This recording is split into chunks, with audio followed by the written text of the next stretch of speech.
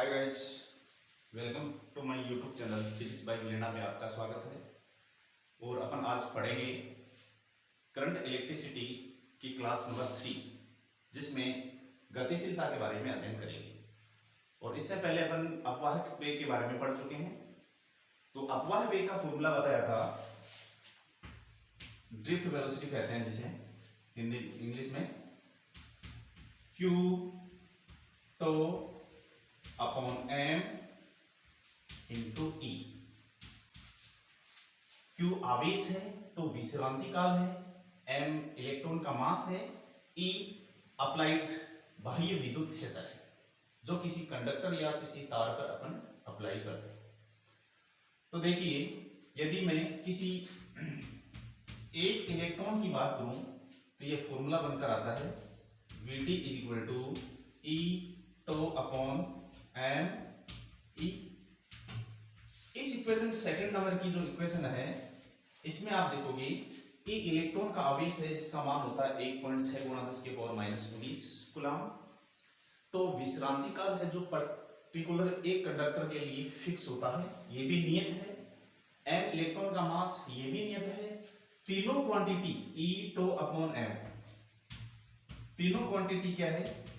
नियत है, एक नियतांक के बराबर है। और इस नियतांक को कहते हैं म्यू, और म्यू यहां पर है गतिशीलता। म्यू यहां पर क्या है? गतिशीलता है।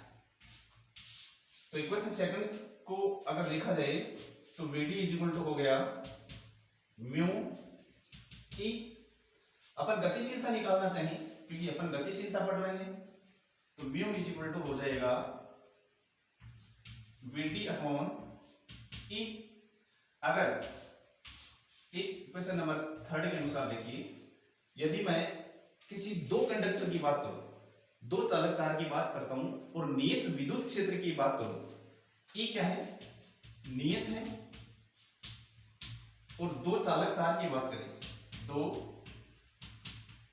चालक तार की बात करें तो उसकी गतिशीलता और अपवाह वेग में क्या संबंध होता है? तो यहां से देखिए, म्यू है इक्वेशन, इसमें म्यू अपवाह वेग के समानुपाती होता है और म्यू1 अपॉन म्यू2 इज इक्वल टू हो जाएगा Vd1 अपॉन Vd2। इसका मतलब ये होता है, देखिए, गतिशीलता अपवाह वेग के समानुपाती है। यदि आप अपवाह वेग इंक्रीज करोगे, बढ़ाओगे, तो गतिशीलता भी इंक्रीज होगी। यदि आप अपवाह वेग डिक्रीज करोगे तो गतिशीलता भी डिक्रीज होगी। इसका मतलब यह है कि गतिशीलता यानी अपवाह वेग बढ़ाने पर गतिशीलता का मान भी बढ़ता है, अपवाह वेग घटाने पर गतिशीलता का मान भी घटता है। इससे आगे का टॉपिक बढ़ते हैं। ये इतना समझ में आया होगा। इससे आगे बढ़ते हैं। अपवाह वेग तथा विद्युत धारा में संबंध। अपवाह वेग तथा विद्युत धारा में संबंध पढ़ते हैं।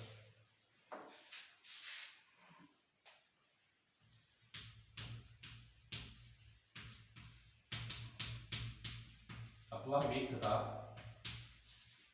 विद्युत धारा में संबंध।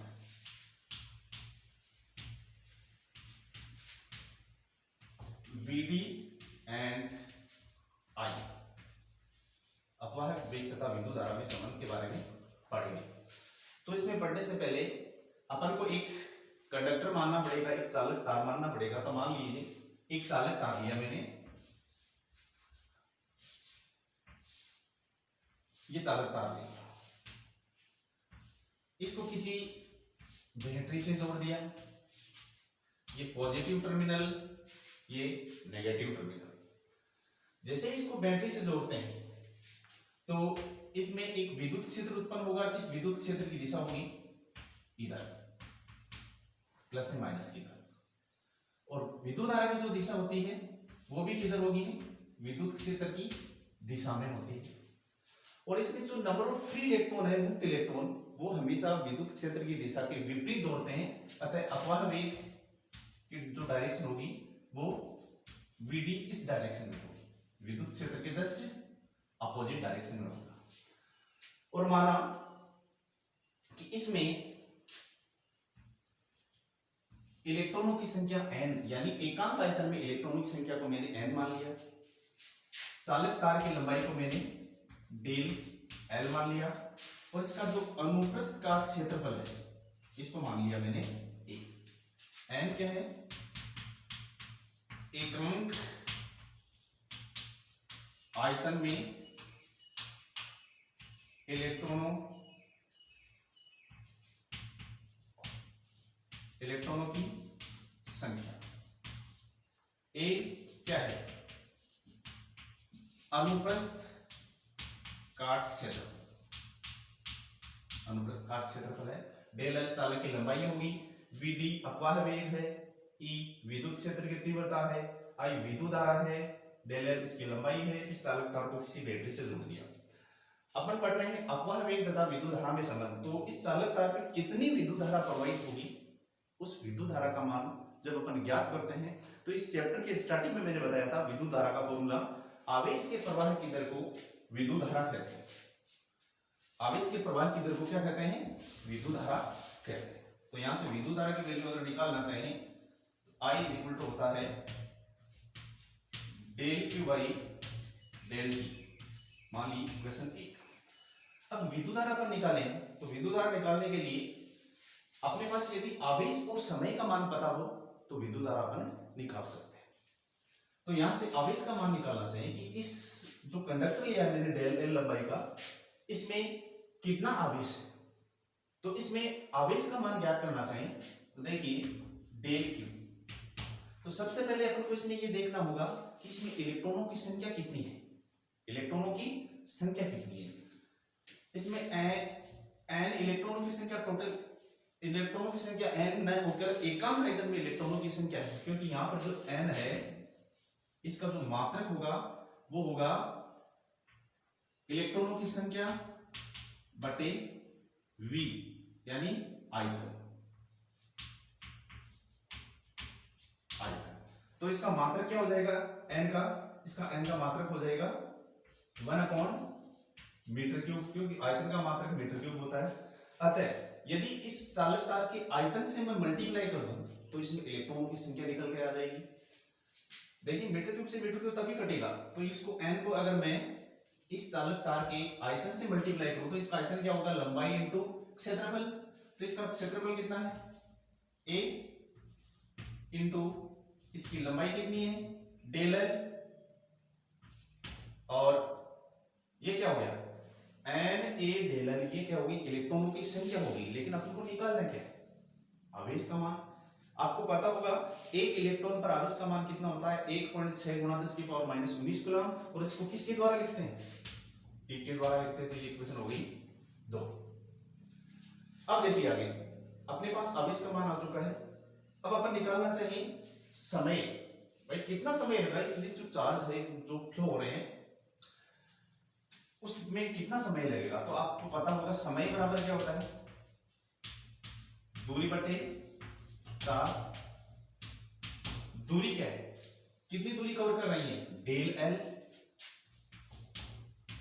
और चाल कितनी है? जो इलेक्ट्रॉन जिस बैटरी से जोड़ने के बाद में जिस वेग से गमन करते हैं उसे अपवाह वेग कहते हैं, अपवाह चाल भी कहते हैं। तो वेग यानी चाल कितनी? अपवाह है VD, इसका नाम दे दिया मैंने इक्वेशन नंबर 3। तो देखिए यहां से जैसे इक्वेशन सेकंड, इक्वेशन 2 व 3 का मान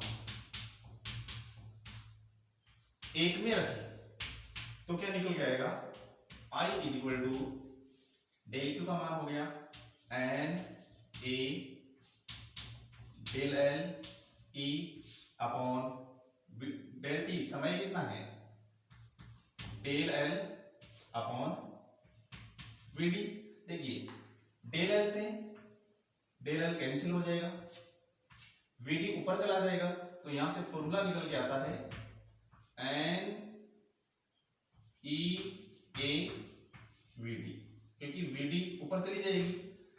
इस इक्वेशन को देखिए आप, लास्ट वाली जो इक्वेशन है, यहां पर विद्युत धारा का मान किस पे डिपेंड कर रहा है? नंबर ऑफ इलेक्ट्रॉन्स एकांक आयतन में इलेक्ट्रॉन की संख्या पर ये इलेक्ट्रॉन का चार्ज है, एक क्षेत्रफल है Vd, अपवाह वेग। तो यहां से देखिए n कांस्टेंट है, E कांस्टेंट है और एरिया भी अगर इसका कांस्टेंट मान लिया जाए तो विद्युत धारा अपवाह वेग पर डिपेंड करेगी। बट पर्टिकुलर किसी एक कंडक्टर की बात की जाए कि कोई कंडक्टर है, उसका अलग अलग क्षेत्रफल है और एक ही बैटरी से जोड़ दिया जाए, चाहे उसका क्षेत्रफल चेंज हो, विद्युत धारा का मान परिवर्तित नहीं होगा। ठीक है, अपवाह वेग क्षेत्रफल के अनुसार परिवर्तित हो सकता है, ठीक है, लेकिन विद्युत धारा क्षेत्रफल के अनुसार परिवर्तित नहीं होगी, जैसा अपन देखेंगे यहाँ पर। अब जो लास्ट वाली इक्वेशन बन के आई है अपने पास यहाँ पर, इस इक्वेशन को देखिए आप ध्यान से। यदि I नियत रहे, क्या रहे, नियत रहे, I का मान अगर नियत रखा जाए तो यहां से N E A V D इसका मान भी क्या हो जाएगा, I यानी नियत कर दी मैंने, तो यहां से N और E तो कांस्टेंट वैसे भी कांस्टेंट है, तो यहां से जो अपवाह वेग है वो किसके समानुपाती हो जाएगा। देखो नियत को उठाते हैं तो समानुपाती का ये इक्वल का सिंबल हट जाता है, समानुपाती का सिंबल आ जाएगा तो एक कहां चला जाएगा, बटे में।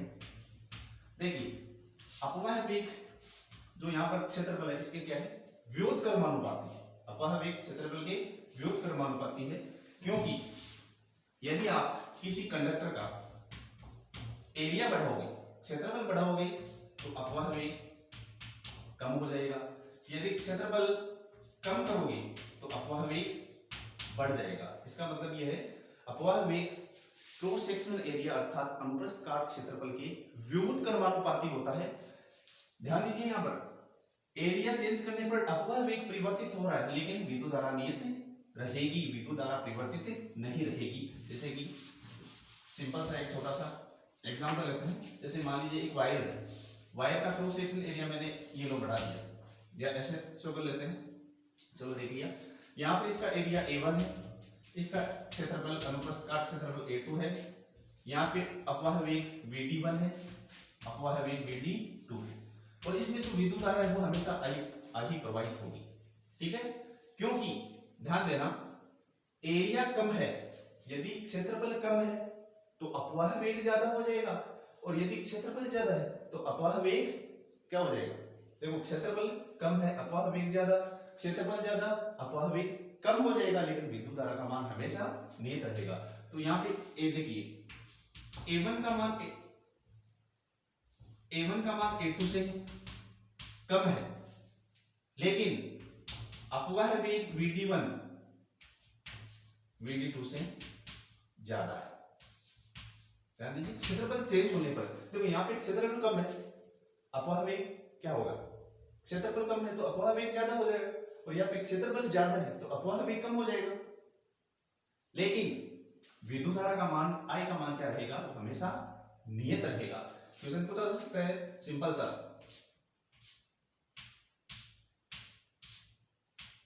ऐसे 3 वायर दे दिए, ठीक है, इसमें करंट प्रवाहित हो रही है I1 I2 और इसमें I3, ठीक है, और किसी बैटरी से जोड़ के ये पूछेगा आपसे कि बताइए I1 I2 और I3 में क्या रिलेशन होता है। तो आप मैंने अभी भी बताया था कि क्षेत्रफल चेंज करने पर अपवाह वेग चेंज हो सकता है, क्षेत्रफल चेंज करने पर अपवाह वेग चेंज होगा, क्षेत्रफल बढ़ाओगे अपवाह वेग घटेगा, क्षेत्रफल कम करोगे यानी कम करोगे तो अपवाह वेग बढ़ जाएगा। ध्यान दीजिए यहाँ पर क्षेत्रफल के चेंज होने पर विद्युत धारा का मान चेंज नहीं होगा, अर्थात I1 का मान I2 के बराबर और I2 का मान I3 के बराबर ही होगा। चलो आज बस इतना ही, नेक्स्ट वीडियो में फिर आगे लेके आएंगे अपन ओम्स लॉ या कोई और टॉपिक। ये वीडियो आपको पसंद आई तो लाइक सब्सक्राइब एंड शेयर जरूर कीजिएगा। तब तक के लिए बाय, नेक्स्ट बार फिर मिलते हैं।